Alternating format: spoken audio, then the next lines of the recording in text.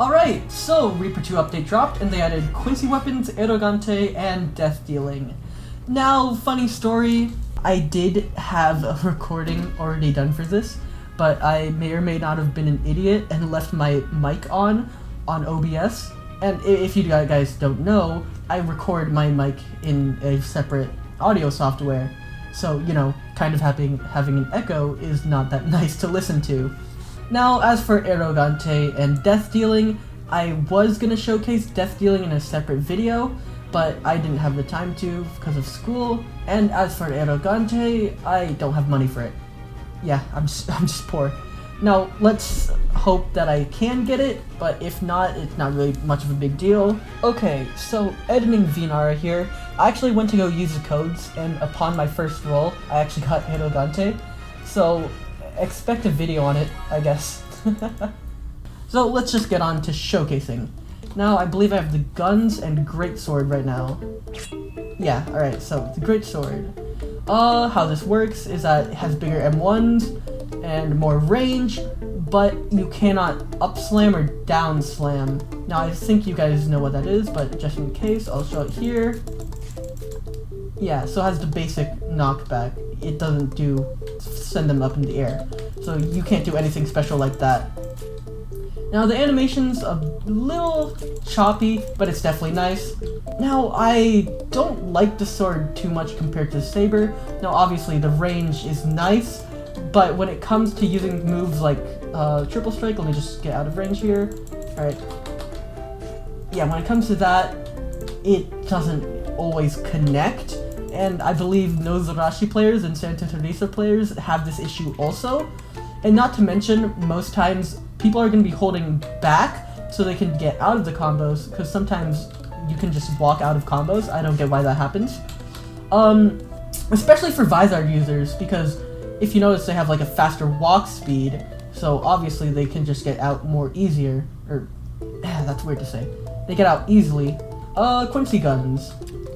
Nothing too special. They're a mix of mid-range and long-range, kind of. They have really nice M2s. It's the same as Bow, but a little bit faster, I believe. So, nothing too special. M1s, they look like this. Pretty sure we've all seen it if we've been in Discord, or if you watched my Reaper 2 video on it.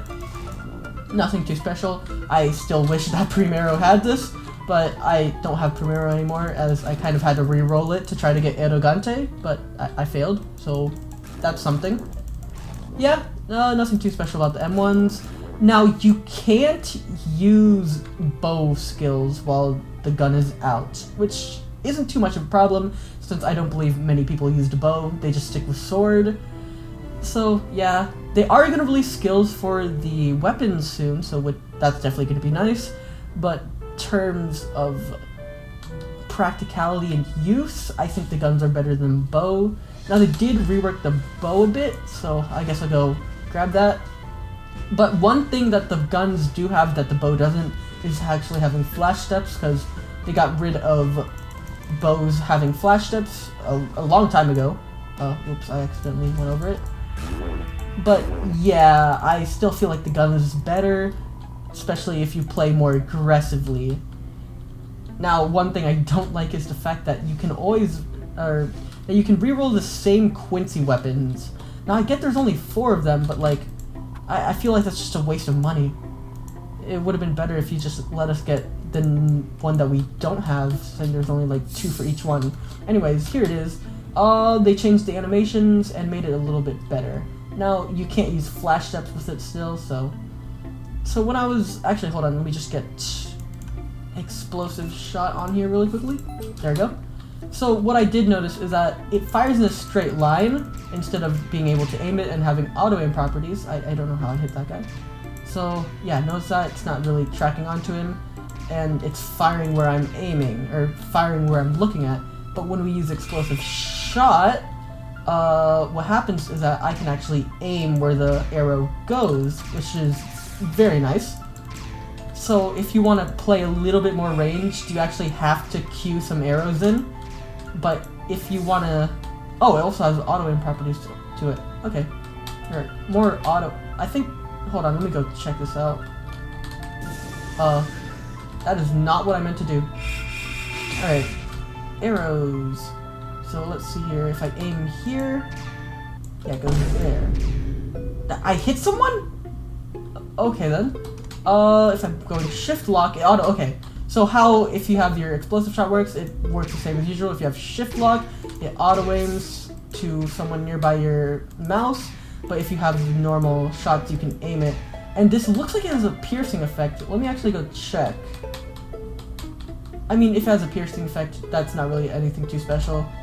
Maybe if you're playing 1s and 2s, but no way someone's gonna be chasing you like that. So yeah, it definitely has a piercing effect, which is nice. I guess that's a little extra thing to have. Now, let me just go kill this guy and we can showcase Deathdealing. Alright, on to Deathdealing. Now, they did give it new passives, which I think is really good, but terms of skills, or not skills, terms of the skills themselves haven't really changed. Let me just show it.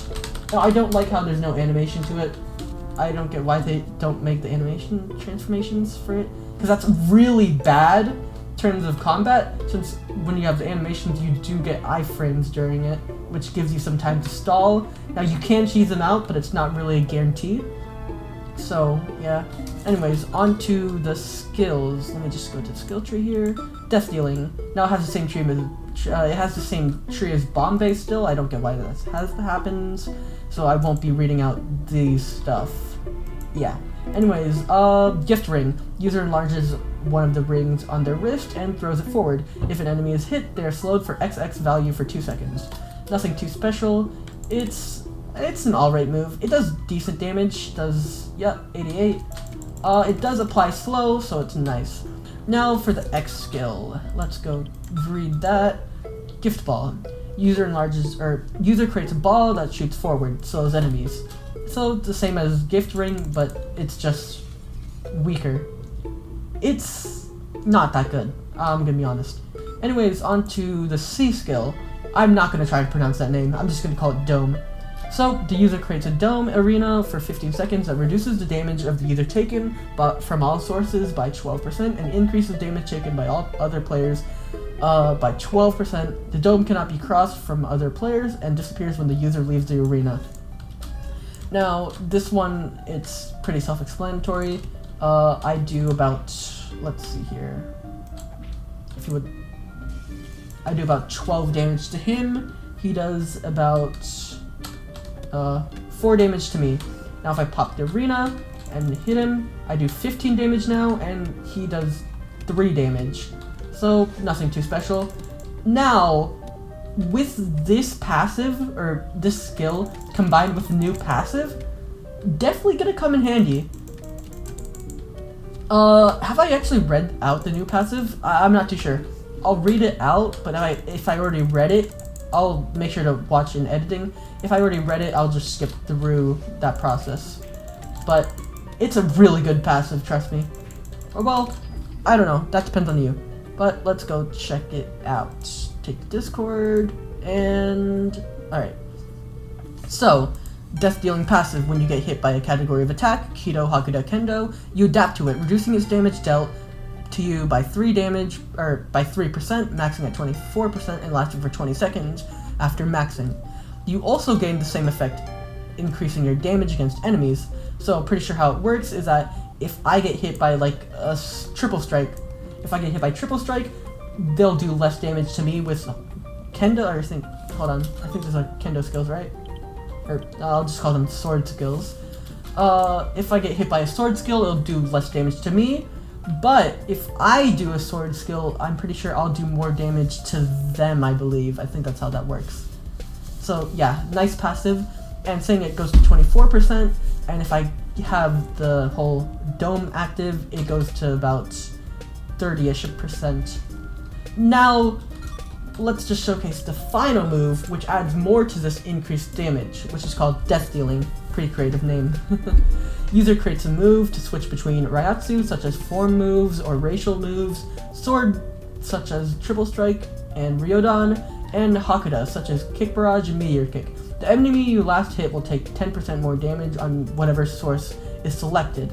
Now, I don't get what they mean by Ryatsu, or yeah, I don't get that. because you can only go from like Hakuda to fist, or Hakuda to sword moves, but whatever. Now, how this works is that if I hit him, I do 12 damage per M1. Now if I take out Deathdealing, I do, let me just see here, if you could stop blocking. Hello? Okay, I do, man, I hate it when enemies have Ultra Instinct. Okay, I do, alright, I do 19 damage, finally, jeez, okay.